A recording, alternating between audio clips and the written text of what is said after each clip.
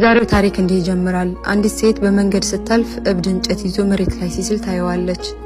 አዘነችለትና ጠጋ ብላ ምን እየሰራህ ነው አለችው። ጀነትን ስዬ በክፍል ክፍል እየከፋፈልኩት ነው አላት። ታዲያ ሴትየዋም ፈገግ እያለች አንዷን መውሰድ እችላለሁ? ስንት ነው ዋጋው አለችው። ቀና ብሎ አያትና አዎ 20 ሪያል ብቻ ነው የምፈልገው ሲላት ገንዘቡንና ትንሽ ምግብ ሰጥታው ሄደች። ያን ሌሊት በህልሟ ጀነት ገብታ ታያለች። ጧት ስትነሳ በህልም ያየችውንና ቀን ያገኘችውን እብድ ለባሏ ነገረችው። ታዲያ በዚህ ጊዜ ባልየውም ወደ እብዱ ሄደ።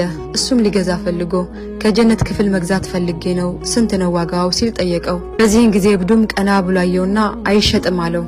ባልየውም ግራ ገባውና ትላንትና ግን ባለቤቴ በ20 ሪያል ሽጠህላታል አለው። እብዱ ሰውየም ሚስት በ20 ሪያል ጀነትን አልነበረም የፈለገችው የኔን ቀልብ መጠበቅ እንጂ አንተ ደግሞ ጀነትን ብቻ ነው እየፈለክ ያለኸው።